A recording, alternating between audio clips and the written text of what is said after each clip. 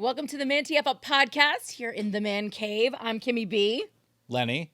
And we have a good friend of mine. Go ahead, introduce yourself. Jose Flaco Perez, what up? Jose Flaco Perez. For the intents and purposes of this podcast, we will be referencing him as Flaco. I would just like to put that out there. He does own an incredible boxing gym in Hollywood, Florida called the FCG. I got that right? Yep, Flaco's Community Gym. Flaco's Community Gym.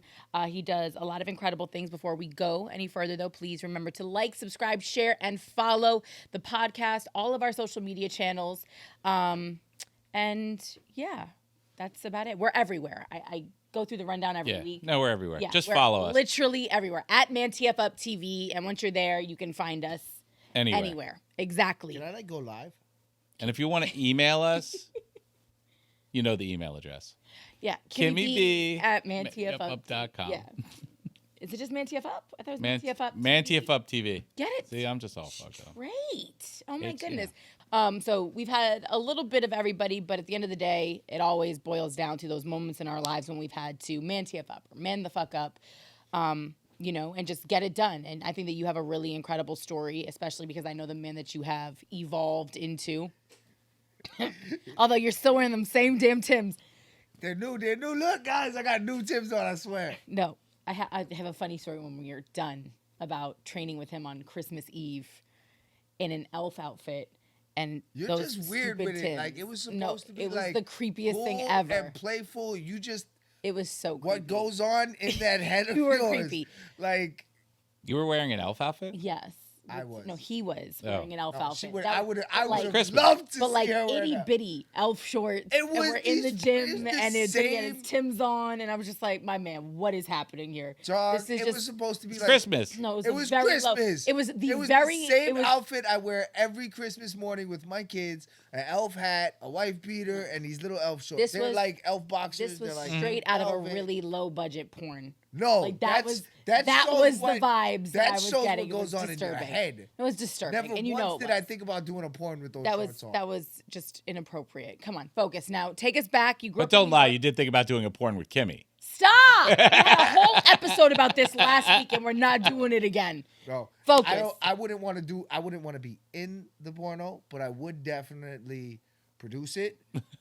Film it. Film it and sell it out because it would please- be a Golden Globe winning, like, it would be awesome. Guys, so I'm going to direct the rest of this conversation just for the record here, all right? Like, this is clearly an A-B conversation. I'm like, supposed to see my way out of it. It's not going to happen. Take us back to New York, fool. This is where you're from. How did you grow up? Yep. Grew up in Brooklyn. I went to school up the block from me when New York and Brooklyn was super multicultural. Like, I never even knew what racism was. I had black kids, white kids, and Muslims, Asian. There was no ethnicity we didn't have, and it was a great time to grow up. I had no idea what racism was growing up. Elementary school, middle school was cool. I didn't mean to hold your hand. I'm like over here holding my hand. Sorry.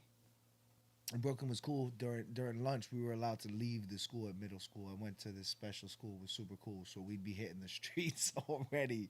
Like In middle school? In middle school. MS 51. It was like a specialized school. I was in the Rainbow program. I got kicked out of the Rainbow program 3 times. And 3 times the guy in the regular program was like, this kid's too smart to be here. Like, and he's not a bad kid. Like, put him back. Oh. That was cool. When you said special, I was like, what kind of special? No, like advanced. You're like something like gifted. Magnet. Yeah, Got you. Magnet, gifted. From there, I went to Severian all boys Catholic school. I got kicked out of I was that. going to say, how long did that last? 6 months. They brought me into the dean's office, and actually, You need to talk into the microphone, fool. rewind a little bit. I'm on my way to the lunchroom and somebody comes, runs over and grabs me. He's like, yo, nigga, they done grabbed everybody up because I was like my dad was in 80s babies watching Commando and Rambo, so I loved knives. So there was this Smoky Mountain Knives company. I bought like 80 knives for $20. I just like to play with them. I used to throw them on my wall. So then I had too many, so I was selling them, right? So apparently, that was a no-no in school. You can't sell knives to other kids in school. But I wasn't even like entrepreneur yet. I just wanted to make my money back that I spent on knives. Too many.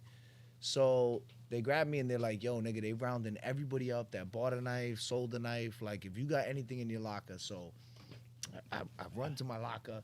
There's nobody in the hallways. There was this little 6th grader. They had elementary school, like, in the school, right? And I grabbed him.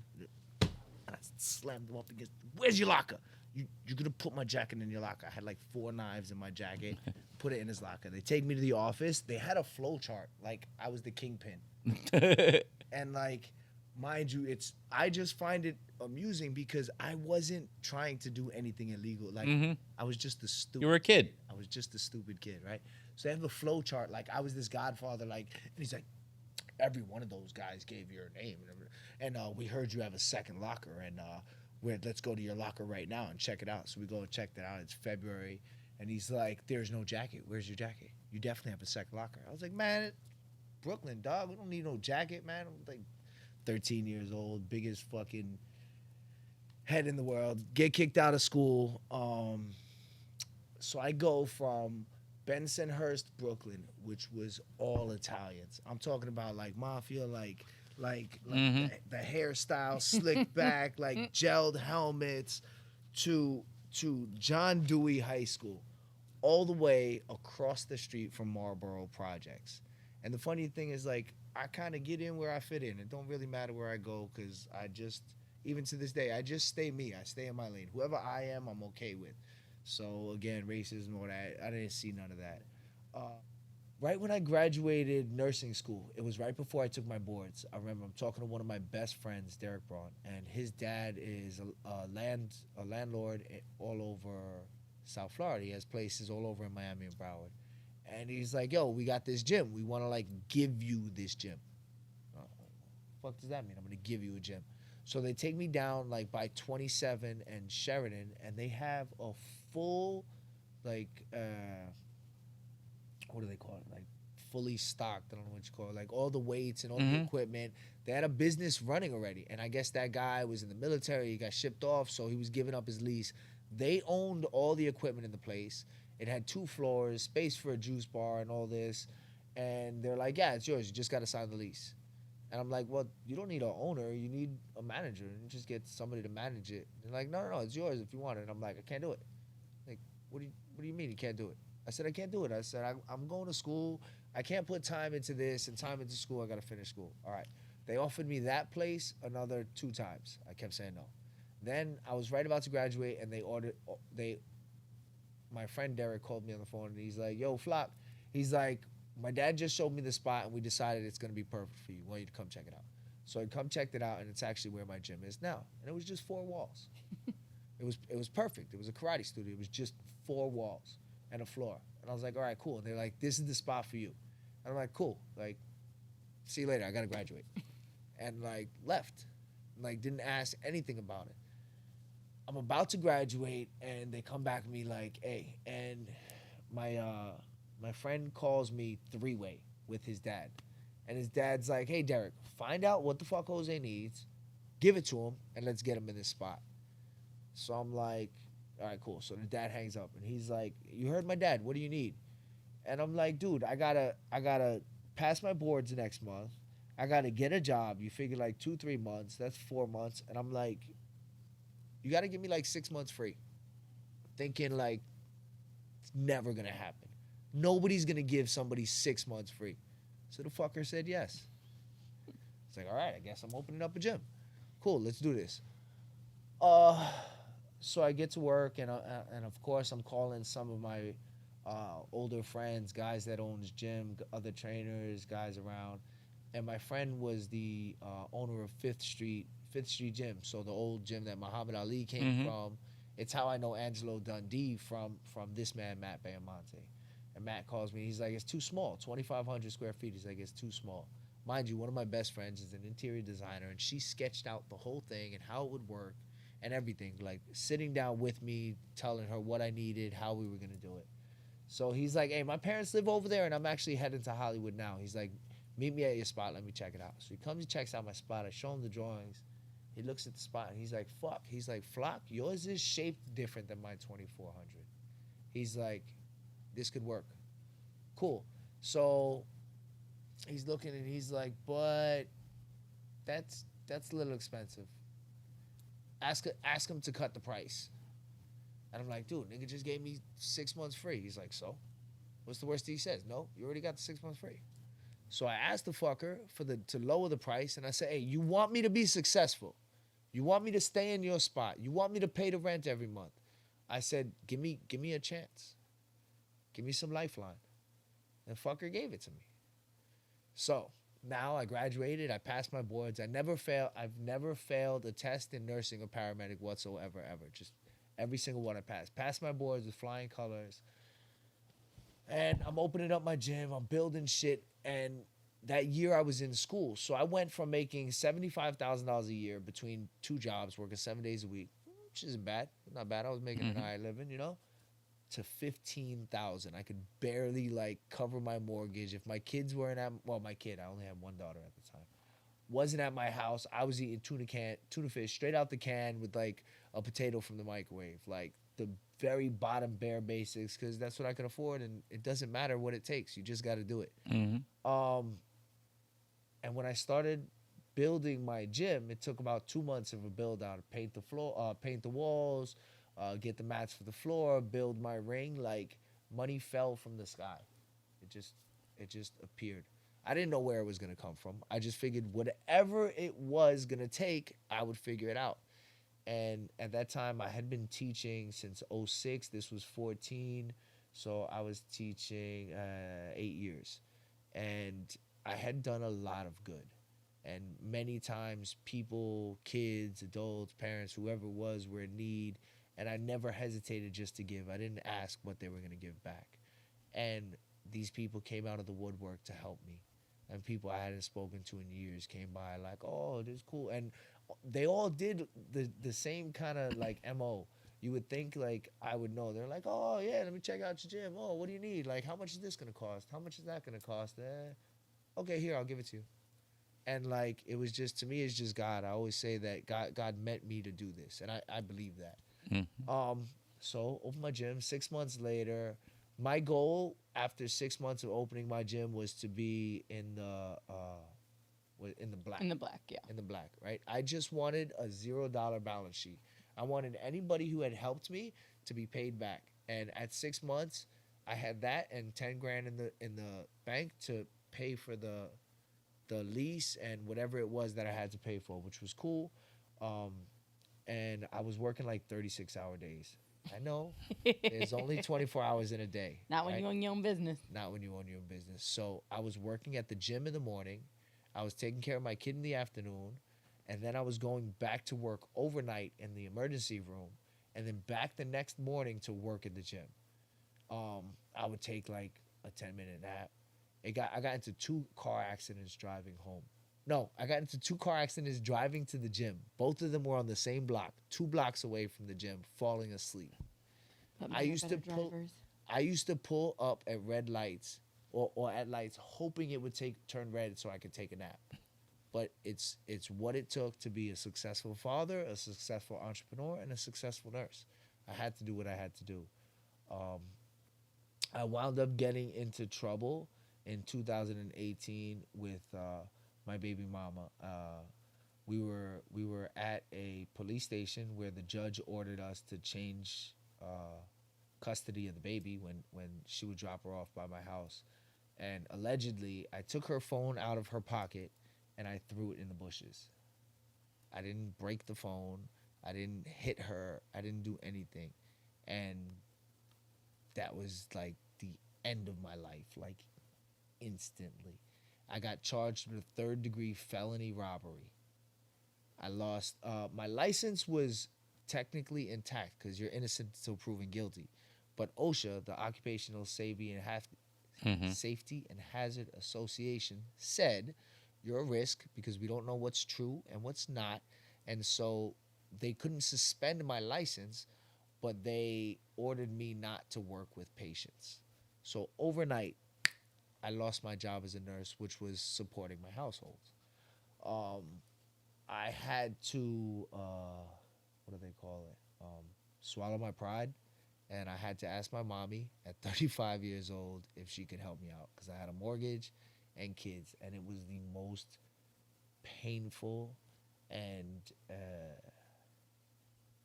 demoralizing thing that could ever happen to me. But God bless, I had a mommy that could help me, and she was affluent enough. She helped me out with my mortgage for that year. And at the end of the year, I went to my accountant to do my taxes, and he said, "Flock, you had a 40% increase in your business." So the energy that I was using to be a nurse was transferred 100% into being an entrepreneur and a boxing trainer, and the business absolutely flourished. So now that was the first year. I called my mom right after leaving the account. I was like, "Mom, I'm good. I love you. I'm gonna pay you back, and I got this. Like, I can cover my bills now." And then that was the beginning of like seeing the light. And the whole time I'm fighting these charges and I'm fighting these charges, and like baby mama was like, my lawyer said to me one day, he says, "Flock, you got like baby mamas, and you got the ones that are like, call the cops, right? And then you got the ones that are like, nah, nothing happened. And those are like the good ones. Or you got the other ones that are like, oh, I called by accident." He's like, "Those are the best ones." And then you got the ones that are like, "Nah, fuck him, go to jail, he hit me." He's like, "And then you got yours." He's like, "Because yours is like even worse." Like, she was trying to cause us all sorts of problems. She tried to cause my lawyer problems. She called the Bar Association. no, she called the DA. No, the PA, the prosecuting attorneys. She called the DA, and my lawyer had said to her after we were still fighting the family trial, and so my family trial and my criminal trial were running congruent, right? And my lawyer says to her, "Hey, don't you think like you'll get more money in child support if he's working as a nurse?" She called the DA and she's like, "They're trying to sway my testimony." And my lawyer said this in front of her lawyer, and my lawyer was like to the DA, like, "Absolutely not." Her attorney was present when I said it, and in no way was it meant to sway her testimony. So, 3 years later, that case was washed away as it should be, and that point I realized like I'm an entrepreneur. I'm no longer a nurse. I have a better quality of life for my family and myself. I worked less hours and I made good money, enough to support my household. And it's what God meant me to be. I do so much good at a boxing gym. It's like kind of like sounds like nothing. It's just some little like street sport where guys punch each other, and girls punch each other in their face. And it's so much more than that when you come to my place. And that's why I named my gym, like, not even thinking, I don't even know where the name came from. But, like, I'm so much about the community. I'm so much about, like, can't we all just get along? Like, men, women, color, like, I don't care about none of that. And when you walk into my gym, you can really, really see it. It really stands for itself. And that's my story. That's badass. I'm like, yeah. Flaco's an interesting guy. I didn't know some of those things, which is surprising to me. I mean, I know the bad, like, I know the bad stuff, Flock. I mean, because we've had those conversations at length, and I know that you're a very smart dude. I mean, the boxing stuff, though, along the way, we always talk about those opportunities where you can go left or you can go right. And I know you mentioned having, a guidance counselor that cared enough to kind of yoke you up real quick. Yeah. You know what I'm saying? Like, what are you doing? And I know now you kind of take that and you pay that forward. But, like, there are moments when you're talking, and I feel like you and Lenny are spirit animals. Hey, it's just listening to his story, you can see the guarantee that he's going to be successful, because he no matter what adversity was thrown in front of him, he got up every day and he did what he had to do. And I'm the same way. That's it. I like to have a planned day, but you plan your day and then you plan for shit to go wrong or shit to happen, and you can't. It's gonna happen. Yeah. It's gonna. I mean, we deal with computers and this and programs and all kinds of different shit, and shit happens. Your car breaks. Your software dies. It's daily, and I have people that work for me in different places, and it's like they like freak out. I'm like, well, what are you freaking out about? Shit breaks. Shit happens. You put it down and you move on, and that's it, and that's what you've done. And it's great to see people paying it forward.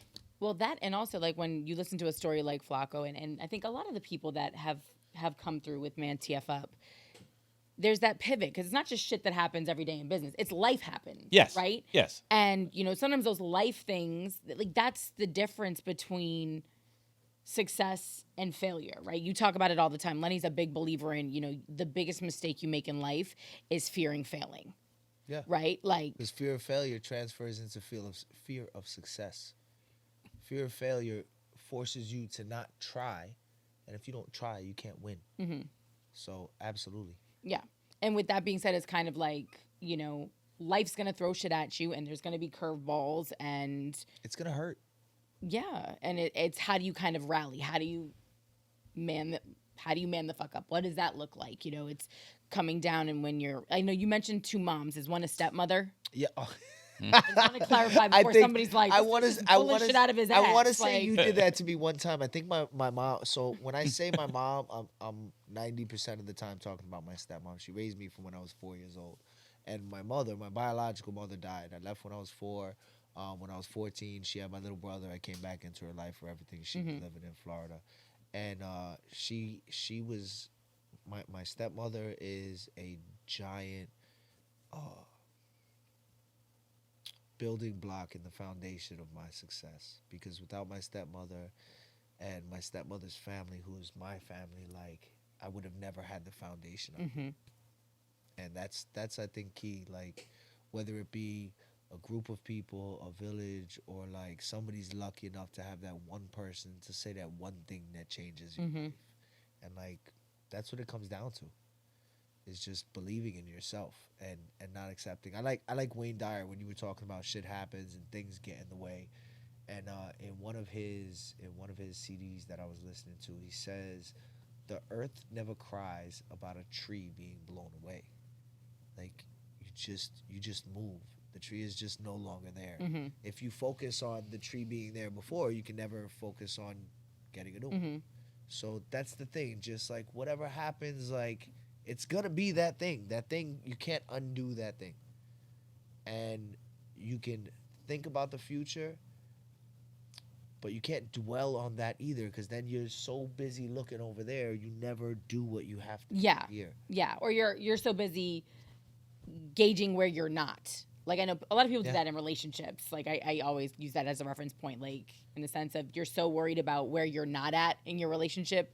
We've been dating for this amount of time. Why are we not living together? Why, instead of enjoying the moment and really just being present in what you have and realizing that this is a gift. And we do that in careers. Why am I not here? Why have I not been promoted? As opposed to really just focusing. I think that is most exemplified by Michael Phelps. And I remember him being quoted saying, "Losers look at winners and winners look at the finish line." And I was lucky enough to have my uncle Carl, who's one of my mentors, and somebody I really look up to, a blue-collar guy, construction company in New York, multi-million-dollar company, eventually a big house. And I remember he bought this little beat-up, run-down ranch on the water in Long Island in New York. And he tore it down and built a castle. And the first time I went after the house was finished, I pull up at his house and I'm like, "Yeah, nigga, you did this shit. Look at this crib, nigga." He grabbed me by the arm and he pulled me close. And he whispered in my ear, because like that's just the kind of dude he was. And he was like, "Don't you never look at nobody else's shit, you hear me? Focus on yourself."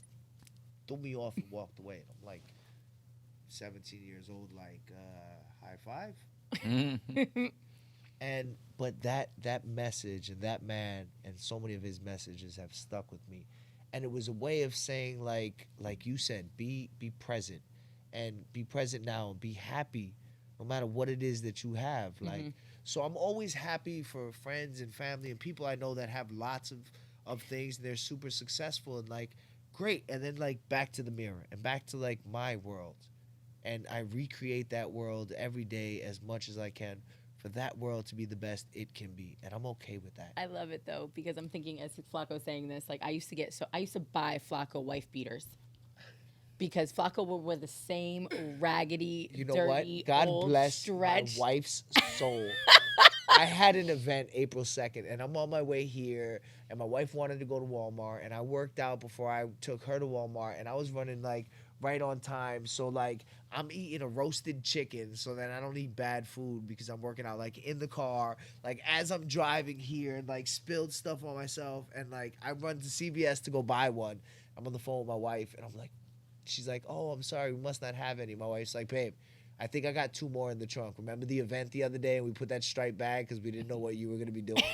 So, like, I would have, and, like, I only went to buy one because I was thinking podcast, like, and then I'm like, no, she said shoot. And I'm like, I'm going to be on this camera, like bald, like, with stained shirts, like, the epitome. Because Flaco's just that dude who's not concerned. And, you know, in South Florida, I think of all places, and it's not that he doesn't have access to, and I'm not talking about you like you're not here, he's extremely humble. Like, some of the people he's trained are some of the biggest athletes on the planet. I trained Kimmy. let me remove the word athlete from that sentence then. But she is one of the most talented, most beautiful. Well, thank you. Can you let me finish, please? Young ladies that Can you just, for 5 had the seconds? pleasure of meeting, and she was definitely one of the people on the list that helped me to recognize how great I could be. And I would definitely give her a round of applause and say, thanks, Flaco. Super happy that she came into my life, you know? But the thing that I love, though, is the fact that surrounded by all of that, like, Flaco's not concerned I don't with see that shit. the massive, like, the big dollar, you know what I mean? Like, the big payday at the end. That's never been what's motivated him. Flaco trained me 6 days a week for free. And at the time, I was nowhere near as... If you guys... if we can get her to stand up and show what she looks like in this now piece, versus what I look like before, absolutely not. Yeah. Stop. It wasn't free. He was enjoying every minute of it. Absolutely. Did you see how many videos I showed you? I have No shit. Shut up. Every guy in town, can I come to your gym? Absolutely. No, but I mean... Is she there every day? Mind you, guys, don't step unless you have under 6% body fat. Kimmy does not. Kimmy does not deal with anything but ripples and curves and like rock hard like abs. Shut up, Flaco, although he's not lying. But listen, no, I mean, and that's just something that I absolutely love. And even hearing him tell his story, you know, you have the nursing, you have all of these things, but finding your passion in life really does kind of supersede all of that. And then looking and going repeatedly, you said, it took care of my family. So long as my family's good, so long as I can keep a roof over our house, the bills are paid, and we're comfortable, and comfortable is a relative term, being happy and being fulfilled in what he's doing clearly trumps, you know, the big house on the Sound in Long Island or whatever. I mean, if and when it's coming, because it's coming, Flaco, like I do see that for you, but it's just not, that's not what you prioritize. Yeah, I'm okay with that. I think more than anything, and I try and share this lesson with like the kids on my team, especially at the end of every day, at the end of every gym, I have a 2.5 hour program with my youth.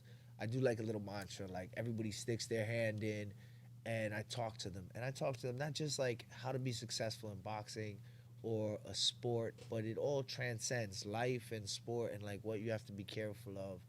And one of the things I tell them is take pride in everything you do. Don't just take pride in what you do. No matter what it is you're doing, take pride in that. I own my boxing gym, and I have 8 employees, and I could very easily point my finger and be like, when my bathroom gets stocked up, like, hey, go clean that shit up. Like, literally, go clean that shit up. But before I do that, like, why am I going to ask somebody else to do something like that because I wouldn't do it? Like, it's my business. So, like, I'll always be the first one. Like, the dirty job at my gym, like, I'm going to go do. And the young lady one time, one of my employees, she said to me, she was like, yeah, I ain't doing that. And I was like, unless I'm not here. And I was like, you better remember that I'm doing this because I choose to. But if you're here in the gym and I'm not here and that toilet flows, you better stick your fucking hand and grab that shit. Because otherwise you don't have a job. There's a difference. I'm not above anybody, but you shouldn't be above me either. Like, we're just people, you know? In the end, like, as a nurse, like, actually, being a nurse and a paramedic, my dad was sick. My dad died in 2012. And one of the proudest moments of my life and our relationship was being able to clean my dad. And I say that because my dad was like just like me, Kimmy, like no chill zone, like no matter what it was, like he was not embarrassed. And when he was sick, I saw him embarrassed for the first time my entire life. And to be able to walk over to my dad and fucking wipe his ass and do IVs and take care of him was like one of the proudest moments in my life. Like, it was truly one of those full circle moments where I was like, I got you. Like, you wiped me. You took care of me. And I was lucky enough that when my dad passed away, they declared him dead and everything. Like, I pulled every IV out of his arm. I pulled his tube out of his mouth, and I cleaned him up and I covered him up and I said bye. Like, and there was definitely like a huge amount of closure that not everybody gets to have that experience with their family and loved ones. And we cremated him. We had a mass. Actually, my father, I talk about mentors, like my father was, I don't know. You're manhandling that microphone. My dad taught me to be a good man. My dad was a truck driver, worked 2-3 jobs, always to support us. Like I said, I grew up with my dad and my stepmom. Like, goes to show you there was a lot of troubled history in our past. And when he died, he was cremated. We didn't have a funeral at a funeral home. We had one mass at our church, this beautiful church, Immaculate Heart of Mary, in New York on East 5th and Fort Hamilton. And in this beautiful, like, regal stone that's normally empty from the neighborhood because our society is much less religious than we once were. And I was here in Florida living, and I had a friend of mine back in Brooklyn that I asked him to put up like 3 posters letting people know my dad died at the supermarket. I don't remember the other 2 places. And my friend printed 30 of them and had them laminated and like went like 5 miles each direction, like stapling them. And at his mass, I had 300 people standing tall, standing room only at a church that never fills. And after I cried at the eulogy, telling the story about my dad, like, I had so many people come up to me and share, like, oh man, you know, when my son had cancer and chemo and I was too small, your dad would come after work and carry him up the stairs.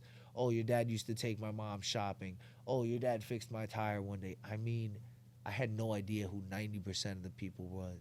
And up until that moment, like, I've always heard that you got to do better than your parents. You got to do better than your parents. 10% better than your parents. You know, this way they didn't fail at anything. So up until that point, my focus was on money. And after that moment, I said, I have to make sure that I am a good man, because I found so much solace in knowing that my father was a good man. And I knew already. But to hear other people say it, I said, I need to do this for my daughter. Mm-hmm. Like, my daughter's going to have to hear this from other people because it'll help ease her pain, knowing how good of a man her father was. So as much as I try and be successful, my goal is to be a good man.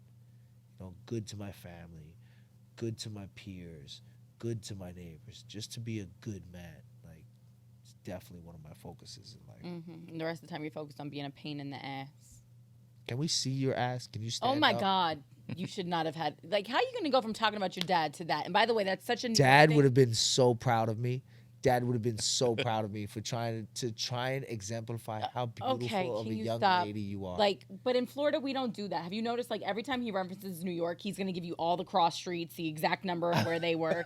Like, in Florida, we don't do it. I know, Lenny, you I could. heard you. I know. I heard I was you. laughing. I was like, felt that's such you. a New York. I felt you being like, thing nobody to do. gives a shit what block it's No, on. I just literally, you gave the cross street, and it's such a New York thing. And somebody might actually be like, oh my God, I know that church, but it makes me laugh. Like, when you do it, like, you're just this. He's also a poet, which always, we need to talk briefly about the fact that as a boxer, as a hoodlum, as a former dope boy, as a person who has clearly been around his fair share of criminals, you're also, like, you're a poet. And I share that with all my boys. Absolutely. Intelligent, and we know this. I was actually asked to speak and represent the program for my associate's degree in nursing and my bachelor's degree in nursing. Both my classes voted me to speak. And poetry is great. I think everybody should write and speak and be okay with poetry, because we all have poetry in us. We all have poetry in our souls. We all have something we want to share and speak about. And if you love it, like, share it with the world. And if you hate it, like, fucking say it. Yeah. Like, No, I just think it's when we talk about manning the fuck up, though, and that's one of those things where it's like, what's the definition of a man? Like, we get into this often. We talk about therapy and, I you go know, therapy going in every Friday. Paul, my dude Paul. But it's important. But it's breaking down. Like, you mentioned it before we started this. How do we get to this equal place? But then you have chivalry. Like, there's so many. There's so many different dynamics to the conversation. I think it just breaks down to love, right? Like, really, like at the bottom. And I think that's manning the fuck. I think manning the fuck up. When I think about the term and I think about, like, what it is as a man, and it's to accept your strengths for strengths, your weaknesses for weaknesses, work on what you can change and accept what you can't. I think that's the definition of manning the fuck up. Just do what you have to do. You know? I think we know. I think we all know, like, what's the right thing inherently, you know? Do we? I think so. I don't know. I have quite a little twisted thought about what's. I was about to say. Yeah, but you ain't out flipping turtles over and poking holes in there. No. I mean, you know, listen, I mean, that's right. That's wrong, right? That's absolutely. That's fucking wrong. There's clearly some right and wrong things. Yeah.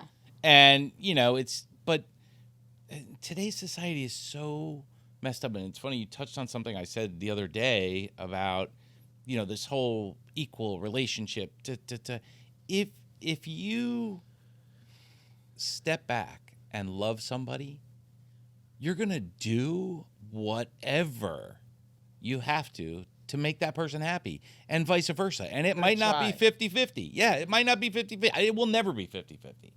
But, you know, this person might be happy with just doing this, and if their person's happy just doing this, then it's fine. But when you go into it with this mindset of you have to have everything equal, it hurts what really truly could be if you go into it without any expectations. Well, I think it comes down to like not boundaries, but like fitting in a box. Like, what is equal? And we talked about it before. We were talking about, like, NBA versus WNBA versus the soccer league versus the soccer league, like. And I would think that's equal. I would think that's fair. Like, if the girls that put more asses in the seats got paid more than the guys, I think that's fair. I think that's right. Yeah. Yeah. I think there's a basic, and we don't have to put about borders on everything. We don't have to outline and structure. Well, it has to be this, this, this, and this. I think it's just. There was a like, fuck, what's the word? When somebody goes and discovers, like, back in the day when they discover new lands. An expedition? Yeah, like, there was a guy who was sent to find out why America was so great. No, we're talking about the United States of America.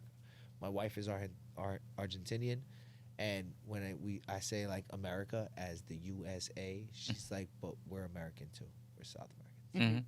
So I'm getting better. Continent. I'm getting better at describing us as the United States, yes.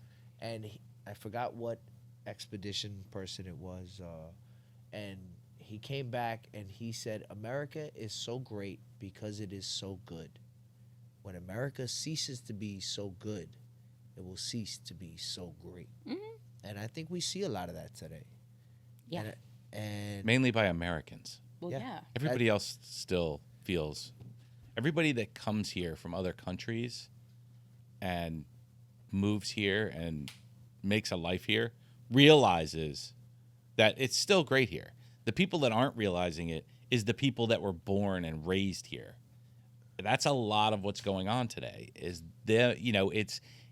and you see it a lot, Kimmy. The Why are you addressing me? I say this all the fucking time. I know, but I'm just addressing you so you can give me some feedback. Well, no. I'm saying no. I mean, but I told you I have an issue when it comes to democracy. Like democracy at its core. Forget about the democracy. What do you mean? That's what makes us great. I'm talking about the people. I'm talking about when I grew up. America was always, and everybody loved America no matter what. There was nobody ever said bad. Nobody who was from this country ever said bad things about this country, ever. Mm-hmm. Nobody. Yeah, absolutely. Growing up, my dad was big on that. Like, nobody. I would die for the country. I would super nationalist. And pride. nowadays, you have a lot of people who are like, this could be better than this. Could be this. Could this? It's just American pride, but not nationalist. Yeah, that's what I meant. Nationalist is a different word. It's a problem today.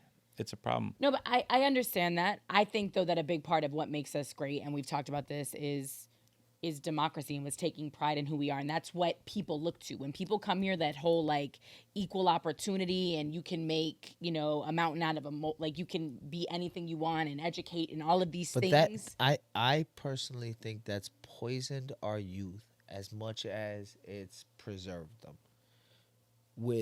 You can be whatever you want and you should find your passion and do your passion. It's like we have children with no direction because they can be whatever they want to be, but they have such a short attention span. They have no idea what it is to put the work in. Mm-hmm. We've talked about that at length, but it's interesting that you say that, though, because you are literally a walking example of finding your passion and doing it. But what did he have to do to get there? I never. Well, no, I know that, shit. but that's what I'm saying. So you can, right? No, but the difference was I never cared. Like, I was never throughout my path. I was never like, I need to find, what it is that I do. Well, and you would have done whatever just to make sure that everybody was good. I was grounded in reality. That was like, I moved out my house when I was 19, and rent was $800 a month, and I had to make $800 a month. At the end of the day, I had to make $800 a month just to sleep. Mm-hmm. Plus, I had to buy food and buy clothes or steal clothes, whatever it was. Well, you had a work ethic, and I understand what you're saying. But I think you also realized early on that if you didn't like it, you were not going to be good at it. You said it about school. Like, the stuff that I liked, I excelled at. The stuff that didn't really catch my interest, not so much. So it is what it is. I think when you can understand that about who you are and you start to pursue your passions, I'm similar in the fact that I'm great at service industry jobs, but it's not what I want to do. So you're a servicer? No, I'm not a servicer. Okay, yeah, sure. If you mean waiting fucking tables, smart ass, and bartending, yes. Stop it. Because we're going to end up fighting, and I know that you're a little injured right now, and I could probably hurt you. Is that a promise? Yes, it's a promise. I will kick you with my shoe. But, like, my point is, as we discuss this, like, I don't think that that's what's crippling our children. I think what's crippling our children is the phone and social media. So telling them they can be whatever they want, and then this is what they aspire to. It is connected, but it goes back to the point that you made earlier and a point that Lenny has made repeatedly. It's also what they see at home. You had a father who worked 3 jobs, right? Yeah. You had people that sat there and no matter what got on your ass, and they expected you to at least maximize your potential, though. Like, you had people that saw it in you and pushed you to tap into it, whether that was in school, whether it was in boxing, whether it's in business or whatever, right? That the universe will respond to you. If you have gifts and you're surrounded by the right people, the universe will respond and will put things in your What path. happens when you're not surrounded by the right people? Well, that's discernment. Because Flaco, as crazy as you are, you have incredible people. Like Flaco, you have. I've literally left your gym and not spoken to you for 3 weeks, but I can't get rid of you because I love you. Do you know what I mean? And some people are like that. I fight with Lenny relentlessly. Like there are times when I've made her cry. never going back there. Guys, I would like you to know that she will not answer a text or a phone call, but I will not quit on her. But like I know that eventually I'll catch her in a mood, a glass of wine, some downtime. Her guard will be down, and I'm back in. And I might text him I know back. I'm but back no. in. But my point is this: you're saying that so vaguely on a podcast. We need to clarify. It just means he's back in my life, people. Like I'll return a text message. He's very married. Flaco is my brother. Like I have to clarify all of these things with these. But Lenny, the same way though. Like there are times when I leave here and I'm like, I cannot do this. I cannot have another one of these conversations. But Lenny's such an incredible human being. He's a businessman, and I'm surrounded by amazing people. Y'all get on my nerves, but you bring out the best in me. So if you surround yourself with I do, and so do you. And that's the universe responds, but you gotta be aware of it. Like I know what Lenny brings to the table. Flaco, I know what an incredible human being you are. Like, so you have to be able to look at things and go, does the good outweigh the bad? But these are again things that you're taught by the people in your life. So that's why I think it's important that you have a mentorship program and everything else, because it's like when you tell people, Lenny says it all the time, like, yeah, pursue your passions, right? Like it's not always going to happen. You're not always going to love what you do, but eventually you will get to that place. If you do it, you know what I'm saying? Yeah. That the universe will come full circle. And it's what happened in your situation. And now everything you were meant to do is happening, but it's not because like you literally had to lose your nursing job. Yeah. You know what I mean? Because your baby mama had to do some dumb shit. Like look at how the universe played that one. I had to do some dumb shit. Oh yeah, you did. I lost my mind in the middle, allegedly, of a police station. And like in no way and that's why I seeked out the therapist eventually, like because I would literally like have a fuck it moment. And my fucking moments were like seriously detrimental. Yeah, like running from a cop at 120 miles on a motorcycle when you just got on for the first time 6 months before. Like, what delusions of grandeur? Like, I'm this guy and like maybe I'm not. But it all comes down to being taught that it's all about you. It's all about you, your boundaries, and your aspirations. It doesn't matter who's around you, what's around you, how it's around you. It's always all about you. That's my. So would you say that manning the fuck up is holding yourself accountable? Absolutely. So like that, how do you teach people that though? Like, cause that I think is more what you're talking about. It's like you have this generation of kind of. I told all of these stories today, and I'll say this little snippet, and this is the proudest moment of my life, and it happened yesterday when my daughter texted me, Dad, I want you to come on my class trip. My daughter is 14. You have to see her. My daughter is 14, and she is absolutely beautiful, straight A student. She was in competitive dance, competitive figure skating. She played piano. She did cheerleading. And when my daughter said to me, Dad, I want you to come on my school trip with me. You got to do this like background check. I was like, I'm successful. When my 14-year-old daughter wants to bring me on her trip, like, yes. Like, I mean, that was like. That is a dream. The proudest. I have that dream every day. My daughter won't even like, nah, I don't want to go to dinner, Dad. I'll take you anywhere you want to go. Nah, sorry. He also named his company ManTFUp and would pick her up in a truck that had a very large Man the Fuck Up bull on the side of it at school. And, Yeah, well, whatever. Miranda would be like, everybody else thought it was cool, but his daughter was like, Dad. Yeah. Why? Yeah, Why do you have to pick me up she's in 15, that? so I. Yeah. That's the other thing with our culture and the United States and our youth.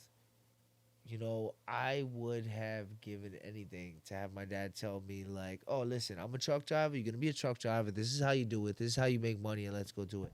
And too much of our youth, and it goes back to me saying that the options are as much of a curse as they are a blessing. You have so many people that have come from nothing and blazed the path and built something. Say a business. Let's say I don't know what ManTFUp is worth. Let's say it's worth fucking $10 million. And you're like, all right, baby, like, look, you can take this over. This is how you do it.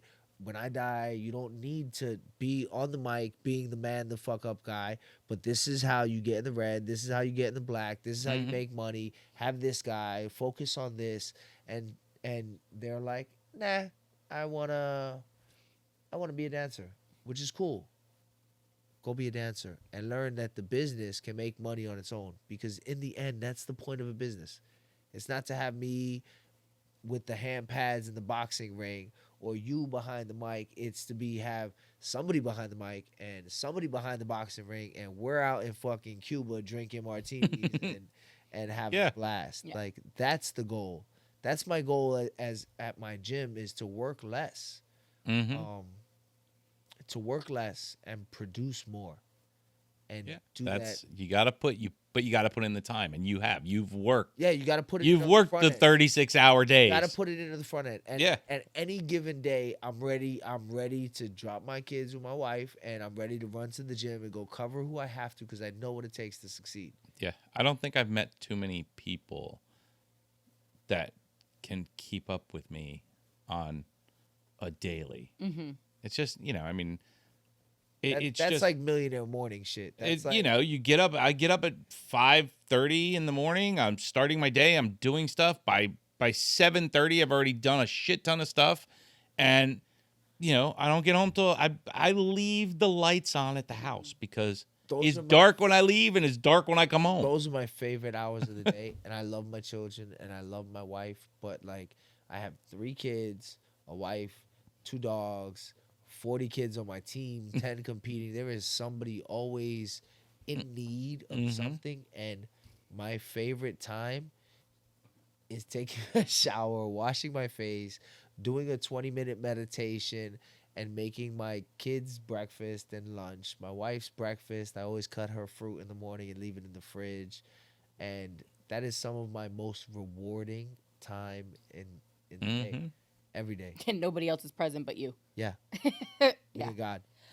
But I have to ask you, though, like, so you have your mentorship program, and I know you train kids to box. And I think when we're talking, because we're talking about passions and pursuing your passions and all of these things, and how it can be a muddled message, right? Because sometimes that can be limitless. It can be overwhelming. Well, what if I never find my passion? And that's the other thing. It's kind of an excuse, right? Well, I thought I was passionate about this, but then no, I'm not passionate about that. And now I'm going to go do this over here. It's like the people who are eternal students, right? You have those folks who literally end up with 42 bachelor degrees in everything. Then they go on and they get a master's and then a doctorate. But it's like, really, they just don't want to go be actual adults and work or turn any of that into it.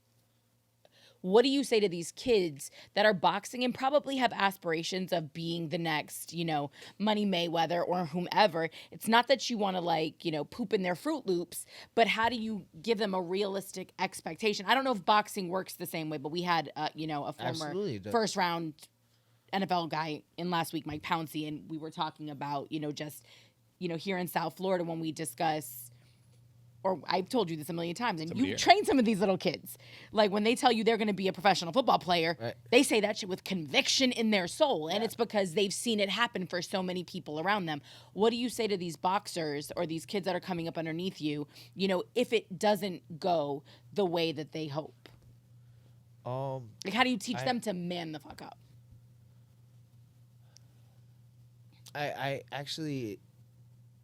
I had my first event, like basically me being a promoter. I put on my first show August 2nd, and my star player, my star fighter, got stopped in the first round.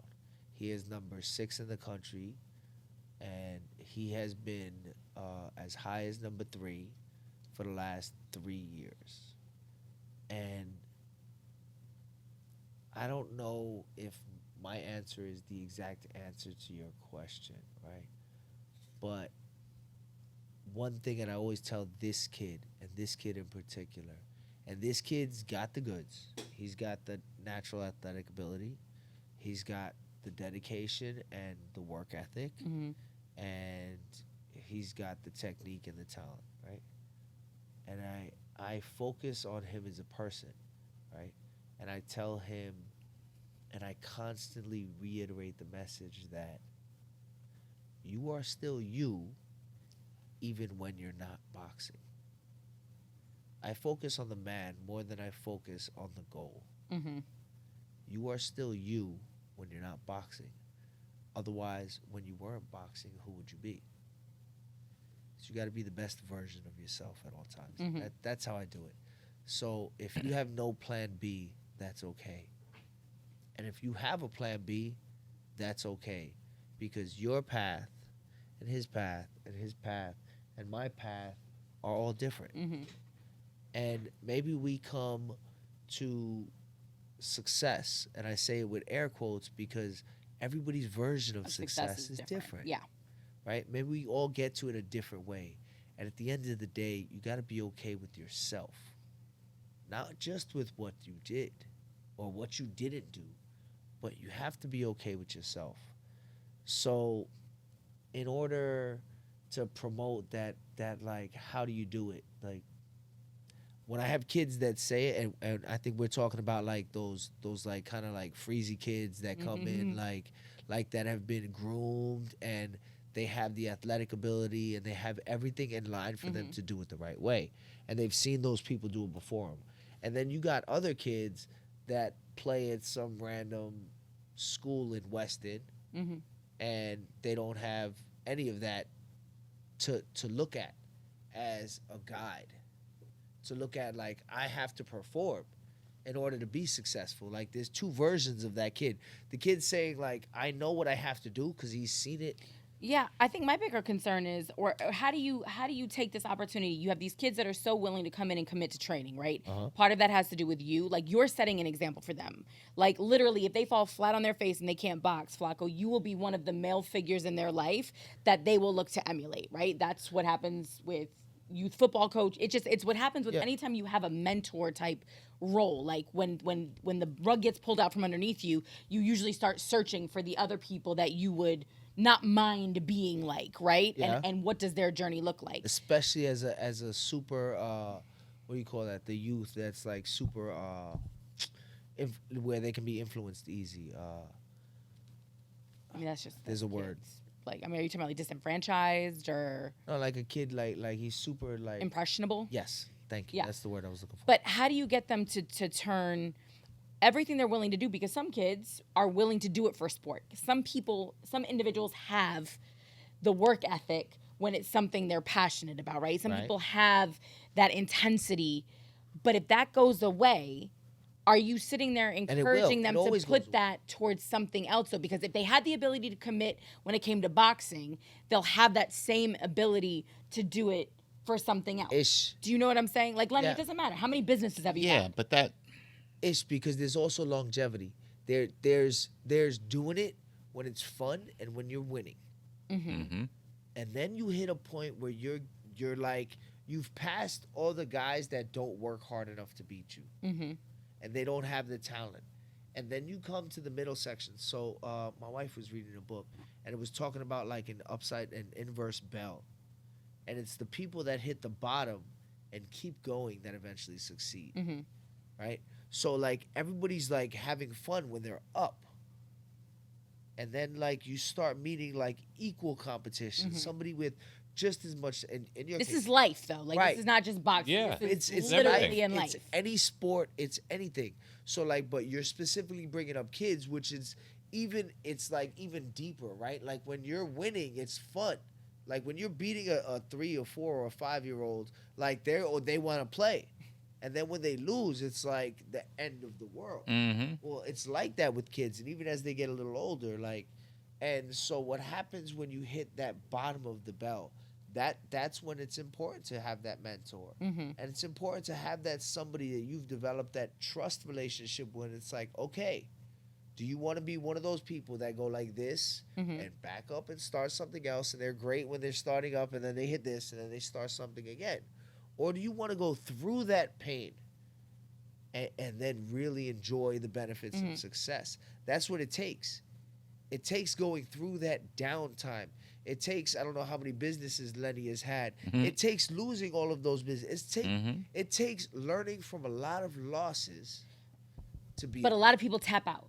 Yeah, a but lot that's of people the difference. slide. Yeah, I know. that's the 98%. That's the 98% but we know this versus the 2%. You understand? But what is it though? So, and that's what I'm saying is that in the future we're sitting here. We bitch about what the future looks like, and we complain about this generation, right? And you know, we talk about participation trophies often, and that losing That's thing. What's great about Trust boxing. me, Flaco, I never thought that you would. Ever. Trust me. After having spent a little bit of time with you, I know you do not believe in participation trophies. But I'm just saying, I think that weakens us as a society. Well, that's the reason why we have ManTFUp. I am a heavy advocate against participation trophies. I had my first show August 2nd, and I gave away beautiful sterling silver rings as the prize. And the name of my show, it was April 2nd, so it was Fools Fall Down, like April Fool's Day. Fools Fall Down. And boxing, Fools Fall Down. And they got a big number 2 medal. Like they lost. Like, you fucking lost. First place loser. Yeah. But you don't lose, you'll never win. If you don't know what it's like to lose at something or have a kid beat you or fired. Get outrun or get fired, you will never win. You can't. You can never achieve the top without getting knocked down. The bottom and hate. Yeah. You gotta hate the bottom. And that's, I guess, and that to me, I think is how do we get people to embrace Anybody notice she used like that? she grabbed that mic? But do you understand what I'm saying? I swear to God, Flaco, I swear to God, I'm gonna take my shoe off and throw it at you. But yeah, that to me is the conversation. Will you focus? Oh my God, I can talk to him like this. I promise you, her toes are done. I promise you will never drink They will 1942 when you come on this podcast ever again. I can promise you that. blasphemy. We're having the man the fuck up conversation right now. That's why we're talking about a cute chick's toes. No, Lenny, yeah, cosign. no, jeez. The toes, Have you seen kind the of toes? describe. No, maybe. Sitting here, I'm sure I have. Toes. But they describe other parts of the body. And this is what happens. We get derailed by the man shit. By the beautiful chick. We just get derailed by the man shit What are you gonna do? all told the you to wear time. one piece to the show. Okay, listen. Can we focus back here, please? So, Should have been here last week. oh my God, What did she have on last what week? are you talking I don't know. I about? think it was a little skimpier than that. No, it was literally another. This She is never- my attire. Ask her what my favorite skimpy outfit, the favorite skimpy thing she We don't wears. know. Oh my God. You know what it is.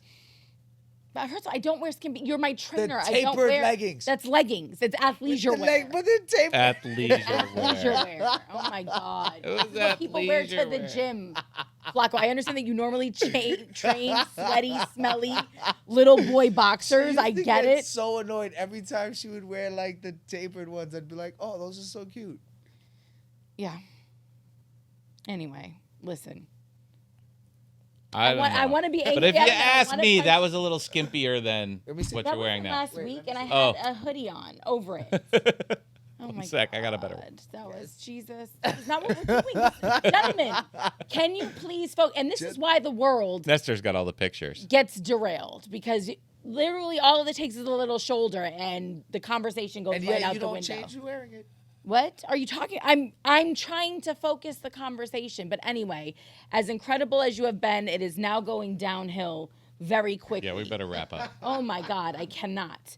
But yes, I do love the fact that you mentor, these kids, that you give back to the community. I think that your situations have come full circle, and you have at numerous times in your life. It always makes me laugh because we bring people in to do the ManTFUp podcast, and every guest we've had has kind of glossed over these really poignant moments in their life. And I think that that's kind of like a testament to the fact that when you're the type of person that knows how to man the fuck up, you don't sit there and wallow in it. Do you understand what I'm saying? Yes. Like, you've listed multiple tragedies in your life, multiple situations that could have completely derailed you. And here you are, a business owner, a mentor, a father of 3 incredible children, So when you list those things, for anybody else, losing your mother could have derailed you, right? Mm-hmm. Like, You know, having the situation with your marriage could have derailed you. Having a kid could have derailed you. Having situations from your past come up and hinder you from being able to take your nursing career further. You know, when you immediately couldn't become a firefighter, right? All those years ago because of things you had done in your past. No, you kept plodding forward, but it doesn't even register to you. Like, you could have been like, that's manning the fuck up. That's manning the fuck up. I man the fuck up. Like, but I've noticed that everybody that sits in that chair, when we have these conversations, nobody even really thinks of it like that. Because when something like that happens, we go, all right, tomorrow's a new day, and we get up and we do what we have to do. It's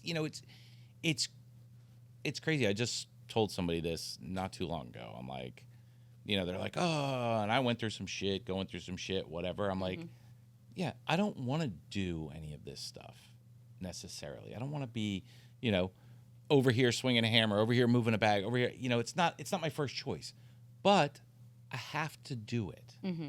And I get up every day and do what I have to do. Like, I almost think of it like one day I can do what I want to do. Yeah, and I've been thinking of it lately like I'm like a machine. They're like, why? Somebody asked me, why are you? And I'm like, take a break, do this. I'm like, I can't. I have to. It has to keep going. It has to get done. That break hurts. Like that break causes me physical pain. I don't like going on, like, when I go on vacation, if I'm not riding an ATV or jumping off a mountain, like, I'm back at work. Even I was in Argentina for 3 weeks with my wife, and I was sitting at the table. I couldn't physically be at the gym, so what did I do? I went back to the very beginning and back to reading the books and back to sketching out what I was going to do on paper with each program and how I can make it better. And that's what always, I think that's what drives anybody who sits in the seat. By the way, I had no idea that I was sitting in this seat, like, that this was the fuck up seat. Well, I mean, that's the guest seat, so yeah. But I think in the end, you reinvent yourself, whatever it is, even if it's the same career, a new career, reinvent yourself and be successful that day. You'll be successful every day of your life, then in the end, your life was a success. Well, I also think, too, the other thing that I can take away as I run through guests is that none of them, yourself included, fear challenging themselves. Like, I don't know if it's an inherent, quality where you're just competitive, but it's like there's always room for growth. And I don't mean that in the cliche way where, we're always evolving, because most of the dudes who sat in that chair, and even the women, are alphas. Like, it's not, this kind of utopian expression of there's always room for evolution. It's like, no, like, I always want to be a better version of myself. I can always do better. I can always be more. I can always raise the bar. I just always want to challenge myself. You know what I'm saying? Glass ceiling. I think that's inherent probably of anybody who sits in this chair, or anybody who's successful, is that there's a glass ceiling. There's no end all goal. Every goal breeds a new goal. No limits. Yeah, it's always it's small wins towards a long-term goal, and if you reach that long-term goal only becomes a old short-term goal. So do you think that people watching this, Lenny, and I guess this is a question for you, if they don't have that in them, like, we're in this space, this podcasting space, and there's a lot of people listening to a lot of different conversations, right? We have the Grant Cardones out there. There's the other dude, super successful, another business guy. I can't remember his name. You follow him too. I follow him. We have all of these people trying to teach. Gary. Yeah. Gary V, right? Yeah. Oh, Gary, my homeboy was on one of his Gary's Instagram things, Gary V, right? Mm-hmm. Yeah. Talking about my homeboy, who was one of my original guys I looked up to from the hood, was on one of his Instagram things, and it was just another example of people that hit the bottom and come back up.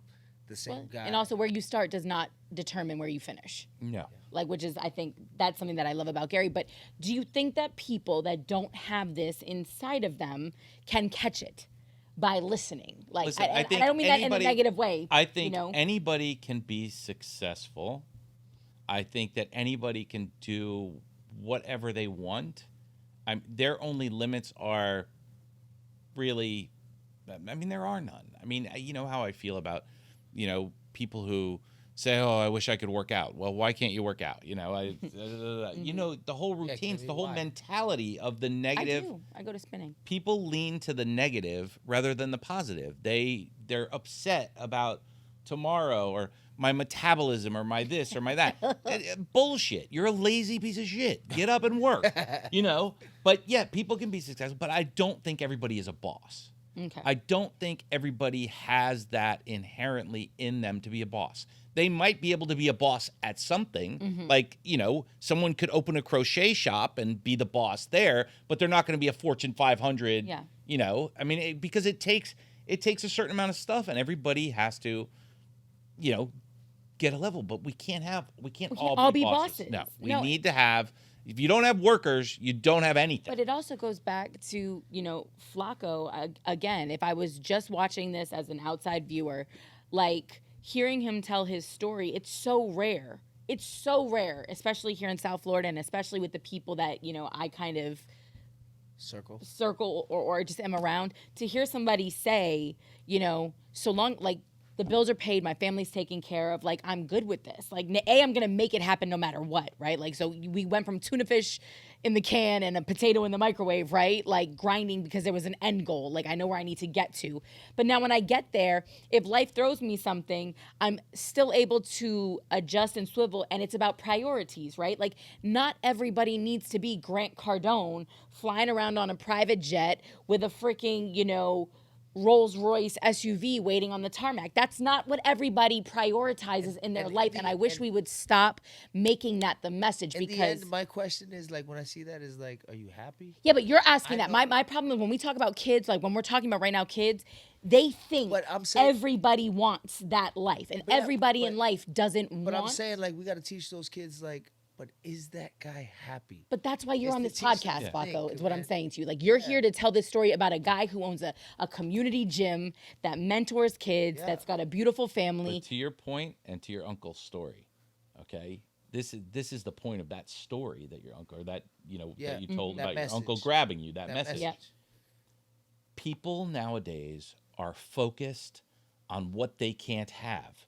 And if you what they want, don't have. Yeah, what they don't have. And if you want to get that big house and live that life, you can't dwell on it every day. No. What you do is you get up and grind in that direction. And that's what people don't get. They stay focused on that big house. I mean, I'm sure you'd love to have a house on Long Island, you know. You know, Cleans it. Yeah, but what you know what I'm saying? That was like, my wife's question. whatever you want to have, you're not getting up every day going, "Oh, I gotta have that. I gotta have it." You're getting up every day and working, and when you get to that point, you'll have what you want. Well, you'll have what you want. But with you saying that, and now it makes perfect sense what Flaco is saying, though. And if happiness is your priority, if you've been through enough shit in life where just being happy and everybody being good and having your kids in a safe, healthy environment under one roof being provided for, like, you literally are the richest person on the planet. Yes. In that moment, you have more riches than half of the billionaires on the world who are constantly chasing something else. And I think that's the message that as we talk, it's nice to have people that have monumental success. That's incredible. The 0.001%ers. I don't know about you, Lenny, but I'll tell you this: I was sitting outside with my wife one day on the little swing in front of my house, my third wife, and love you, Flaco. And I said something about, I'm like, man, fuck, everything's going good. I'm happy. Like, I wonder what the fuck's gonna happen. She's like, what do you mean? And that was like that was the definitely, I think, the most recent lesson I learned in happiness, because I'm so used to rolling with the punches. I'm so used to getting hit and getting back up. And like, she's like, why does something bad have to happen? And I'm like, it doesn't have to happen, but it's gonna happen. Like, something's gonna happen. There's gonna be a curveball somewhere. But what's super cool was her message is like, but you can't just be happy. Like, maybe there's no more curveballs coming. Just be happy. And that was like another huge step, because I was already this happy dude no matter what I did. But now I was happy being happy. I'm working on not even having that second thought of my happiness. Like, oh no, like, what's going to happen? Like, oh, I got this great job now. Like, oh, the gym's doing great, but like the pandemic. But that's came, I mean, that's the power of thought and manifestation. That's a whole other conversation. When you start worrying about the other shoe dropping so Gonna much drop. that's what you start dragging to it attract in to your life. Yep. So it's like speaking in it like negative. Yeah. Well, because the universe doesn't understand negation. The universe doesn't get you don't want that to happen. It's just focused on what you're focused on. Words and have you're meaning. focused on Words have meaning. I teach losing. that. Oh yeah. Words have meaning. But And no. I liked Wayne Dyer's book on divine intention, where he said, like, how can you have a destiny and yet have free will? And like I came up with my own like version of it. And I think God gives us many paths. Mm-hmm. And when you choose your path and you work towards that path, as long as you're working towards it, God's going to give you favor because he wants to see you successful. God wants to see all of us be successful at what we want. So just focus on being happy and successful and make it happen. I just love that we've had a former NFL player last week sitting in here talking about thinking big, right? His book. You're talking about Wayne Dwyer. You're a boxer, the criminal record, and also many other things. I just like to go back to the negative just to think, here you are talking about manifestation, the power of your words, divine intention.